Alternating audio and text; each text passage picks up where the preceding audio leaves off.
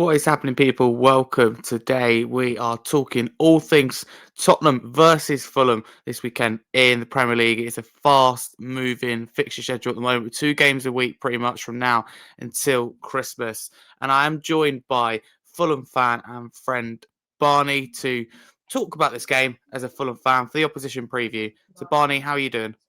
Yeah, I'm very good, Harry. It's been a long time since we've spoken, too long, but I'm very much looking forward to sort of talking about Tottenham versus Fulham this weekend and giving our thoughts on the game and how the season's gone for us both and what we expect to happen going forward. Should be great. Thank you very much for your time on break as well at work. So, very, very kind of you. Thank you. Should be a good one. If you're listening on YouTube, please like and subscribe. If you're listening on a podcast platform, that's your audio form, please drop us a follow and a 5-star review. Barney, I want to start with a season review so far of Fulham, because in the Premier League, you find yourself 15th place, 14 points from 12 games, 13 goals scored, 16 conceded, a -3 goal difference as a result. But you've won 4, you've drawn 2, and you've lost 6. So what are your thoughts overall? A bit underwhelming? To be honest, Harry, mate, I'm slightly underwhelmed because based on our previous 4 seasons, based on what we achieved, stability in the Premier League is everything for a club our size. Let's make no mistake there. Away form this season has alarmingly dropped off, where last season we picked up, the odd point here and there. That sort of, masked it over, if you like. And, I've been to quite a few games this season and people have said to me, oh, but you played well. Fulham are not a bad side, but as well as I do, mate, it's the points at the end of the day that count. We started off, well. I thought we were unlucky against the likes of Chelsea. Josh King getting that goal wrongfully stolen off him. Let's be honest there. That would have potentially been a point. We've had a few VAR incidents go against us, but me, I don't like to use the officials as an excuse. It's about what you do on the field, and most of the games, what I've seen, we've made individual errors, and that's massively costly. And as well as I do in the Premier League, if you make one mistake, you're punished. It's a goal, and I've seen a few unfortunate instances where the ball over the top, we get caught out. Our backline can be a little bit slow to react sometimes to those kind of situations.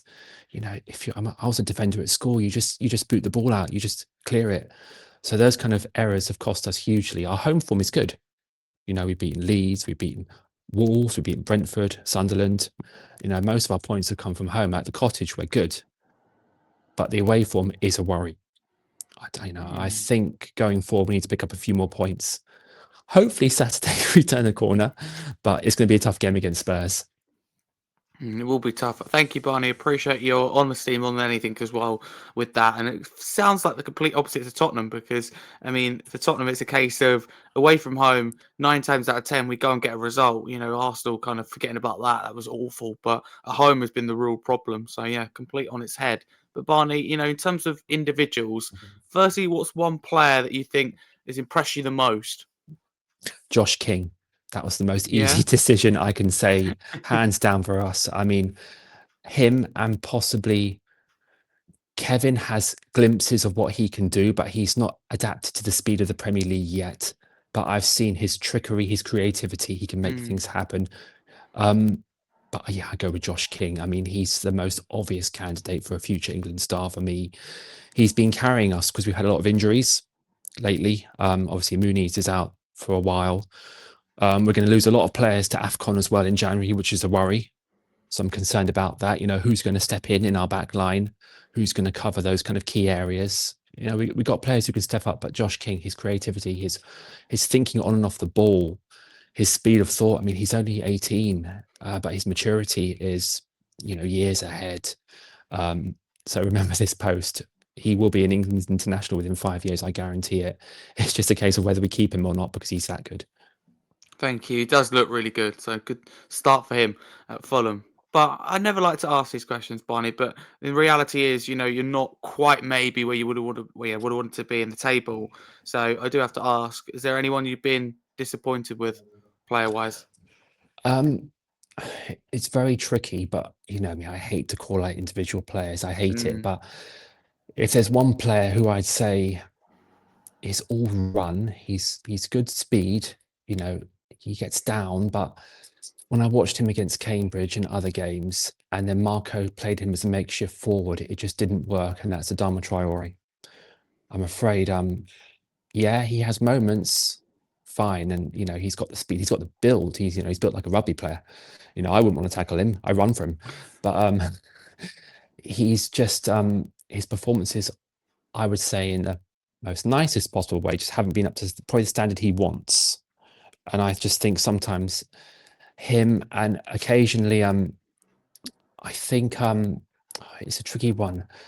Obviously, Antonio Robinson, our left back, is the best one. Without him in the team and the players covering him, I don't think Ryan Sessegnon is a defender. I think he needs to be further up the field because I think he's much more of a threat.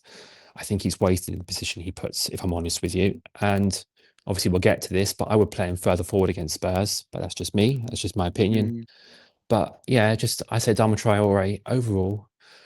We've had a lot of players out. I think generally it's been okay. I think the back line's been very good. Calvin Bassey, Joaquin Anderson has been absolute rock. I don't know if you watched a few of our games recently, but they can be relied on. I've had a few iffy moments. As I mentioned, the balls over the top is our weakness. But Leno is always sounding goal. Our lack of clean sheets sometimes a concern. We do concede just silly goals. But yeah, that's what I'd say. Long answer, sorry. That's all right. No, thank you. Having watched Fulham this season, I mean, just tell me if I'm wrong or you disagree, but I just think it's the fine margins that's costing Fulham. Like, it's interesting you say there about the mistakes. It's just a case of, like, sometimes not quite clinical enough, like we saw in your last game against Sunderland. Like, I mean, you got the goal, but it took you 84 minutes and you should have been ahead. So many opportunities, should have been 1, 2, 3 at least. And Sunderland are a good side. You played really well, but the problem is, I think for Fulham, if that happens again, then to be honest with you, I see it more going the case if you don't score, even though you played well and the goals come in. I just think you lack that little bit of a clinical edge. I think some of it would be down to, like you said, Sessegnon, someone like him, you don't know his best position. Striker, you've got Moniz, Jimenez. When they're both fit, who's the starting striker? So do you think it is the fine margins? Because if it is, I mean, it's frustrating, but it's not the end of the world because maybe it's something that can be fixed. And, like, for example, 1 point could be turned into 3. It's very frustrating. I mean, obviously Jimenez starts at the moment because Muniz is injured, but I'd start Muniz myself because he's just younger, he's more energetic, and he does a lot in the field. He does defensive duties. He's all about the pitch, a bit like João Palhinha really for Spurs. He's just an all-rounder, and I would say yes, it's disappointing because it is those fine margins. We have been very sloppy. We had so many chances against Sunderland, 2 one-on-ones. And I turned to the guy next to me and just said, it's not going to be our day, is it? And 15 seconds after the restart, they almost scored.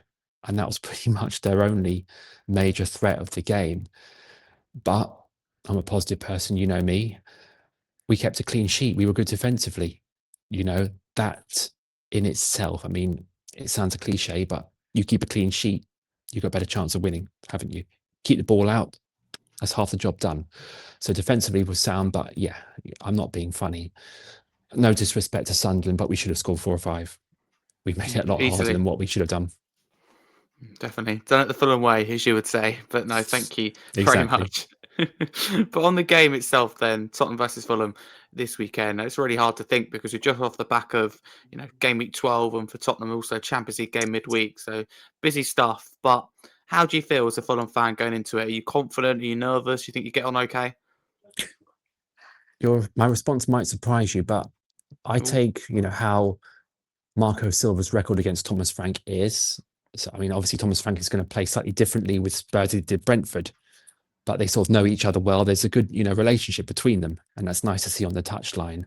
Obviously Tottenham played with a back 3 against Arsenal, didn't they? Obviously we play with a back 4. So I think it's going to be one of those games where I think it's going to be pretty much like the game of last season. I think it's going to be a tight game. I think there might be just one goal in it. Our problem is we don't score many. I mean, obviously your away form is, good. Your home form isn't. Our home form is good, but our away form isn't. Something's going to crack. I think we'll pretty much go with the same team. I mean, the rule is that you don't change a winning team. So pretty much I stick with the same, though I would start Chukwueze. I can't pronounce his name, but the guy who did the assist for us against Sunderland, I would start him. That's the only change I would do. The team speaks for itself, really. Obviously, Morero is banned. for this game because he picked up 5 bookings. Yeah, I think both teams will be up for it. I think Spurs will want a response after Arsenal. I think it's good for us, having beaten Sunderland, to get that momentum. We want our first away win. The longer that doesn't happen, it does become an issue because you can't rely on your home form. If we want a bit of ambition this season, we want to be climbing that table, obviously. But yeah, I think it'd be a good game and probably 1 goal in it. I think. What's your opinions?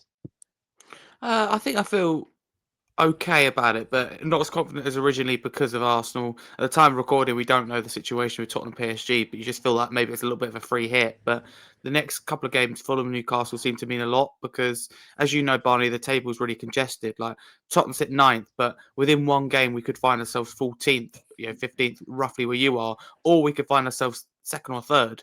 So that's the problem, and it makes it look really bad when you're at the bottom of that and really good at the top of it. When reality is, it's not much between it. So it's a really tight table this year, but Arsenal was not good. We went there not expecting anything, more hoping for something, but it's a question of I think we lacked a little bit of fight. The game plan was wrong, and the body language was wrong, and yeah, everything about it was really concerning going forward. But yeah, thank you, Barney, for the question. And if you don't mind, would you tell people a little bit about, not exactly like it has to be dead on, but something about Marco Silva's record against, as you said there, Thomas Frank? For people who don't know, is it good? Is it bad? Our record against Marco Silva's record against Thomas Frank is actually quite good. I mean, obviously we beat Brentford last season with a fabulous Harry Wilson brace. I was there, probably the best game I've been to in years. Quite frankly, the atmosphere was incredible. The way Thomas Frank plays, well, against Brentford, and the way Marco Silva plays, tactically wise, I think they sort of understand each other. They know each other very well, and I think it's almost like a game of chess between them. It's got good chemistry. So, I'm not going to give you my prediction yet, don't worry. But I think I think both will be ready for each other. I think Spurs will set up to win the game. I think we'll set up to go for it. So it should be an interesting battle. It's good. Oh, it should be a good one. Definitely. But as you said there, your away form bad, our home form's bad. So something has got to give. Well, unless it's a draw, I suppose we'll find out. But Barney, are there any Spurs players you fear the most in this game from a Fulham point of view? You talk about balls over the top. You talk about individual errors. Who's likely to force those issues?